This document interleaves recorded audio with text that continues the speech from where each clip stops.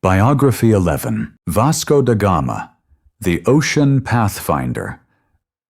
Vasco da Gama was born around 1460 in the small coastal town of Sines, in the Alentejo region of Portugal. He came from a noble family, the son of Estevão da Gama, a knight and local governor, and Isabel Sodré, who belonged to a family with connections to the sea. His upbringing reflected the values of the late medieval Portuguese world, where honor, religion, and exploration were deeply linked. Although precise records of his early years are limited, historians believe that he was educated in mathematics and navigation, possibly under the influence of the Jewish astronomer Abraham Zacuto, whose charts and instruments were crucial for long-distance voyages. The era into which Vasco da Gama was born was one of excitement and ambition, known today as the Age of Discovery. By the late 15th century, Portugal had become a small but determined kingdom with enormous maritime aspirations. Under the vision of Prince Henry the Navigator and later kings like John II and Manuel I, the Portuguese pushed further down the coast of Africa, seeking a sea passage to India.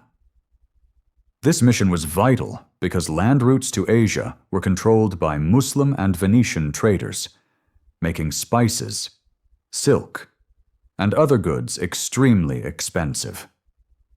Bartolomeu Dias had already rounded the Cape of Good Hope in 1488, proving it was possible to reach the Indian Ocean by sea. Now, Portugal needed someone bold enough to go further. Vasco da Gama proved to be the right man for this task. Before his famous voyage, he had gained practical experience both as a member of the Order of Santiago and through missions for the crown, including seizing French ships in 1492 as a show of Portuguese power. His combination of noble background, education, and daring spirit made him an ideal candidate for the dangerous mission to India. King Manuel I entrusted him with leading an expedition of 4 ships to establish the long-sought direct maritime route. It was a gamble, but one that would change the course of global history forever. In July 1497, da Gama set sail from Lisbon with his fleet, embarking on a voyage filled with uncertainty. His ships traveled along the coast of Africa, making stops at trading ports and erecting padroins, stone markers that claimed new lands for Portugal. The journey tested both men and ships, with storms, illnesses, and limited supplies posing constant threats. Yet da Gama's leadership kept the expedition moving forward. Finally, after passing the Cape of Good Hope and sailing across the vast Indian Ocean, his fleet reached Calicut, in present-day Kozhikode, India, on May 20th, 1498. This moment marked the first time a European had reached India by sea, connecting 2 worlds through a direct maritime link. The impact of this achievement was enormous. By opening a sea route to India, Vasco da Gama broke the Venetian monopoly on the spice trade and ushered in a new era of global commerce. Spices like pepper, cinnamon, and cloves could now be shipped directly to Europe, creating immense wealth for Portugal and fueling the rise of European maritime empires. For his accomplishments, da Gama was granted the title Count of Vidigueira in 1519, later becoming Admiral of the Seas of Arabia, Persia, India, and the Orient. In 1524, he was even named Viceroy of India, a role that showed Portugal's growing ambition to control trade and territory far beyond Europe.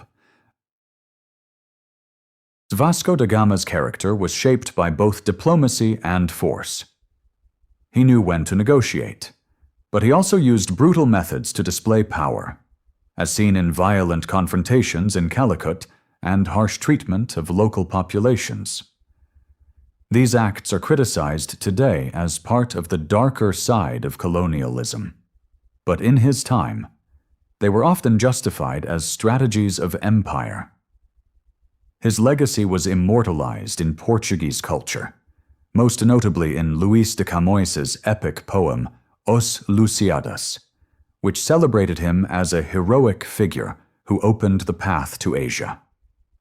At the same time, his reputation is mixed, seen by some as a symbol of progress and by others as an agent of conquest and exploitation.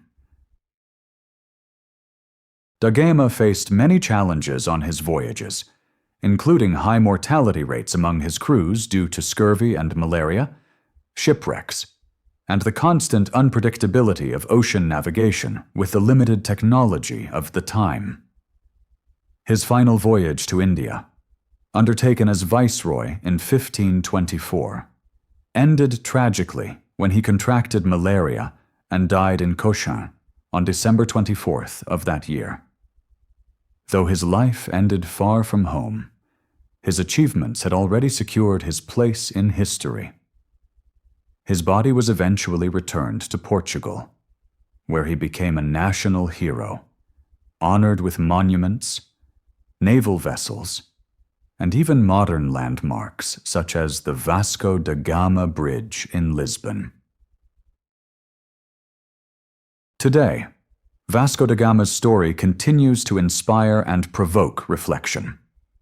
He symbolizes human courage, ambition, and the drive to cross unknown seas, but he also represents the costs of empire and the violence that often accompanied exploration. His name is remembered not only in Portugal, but around the world. From football clubs in Brazil and India to operas and even a lunar crater. Whether celebrated as a pioneer or questioned as a colonial figure, his life remains a powerful reminder of how one man's journey reshaped the world and connected continents in ways that still affect our lives today.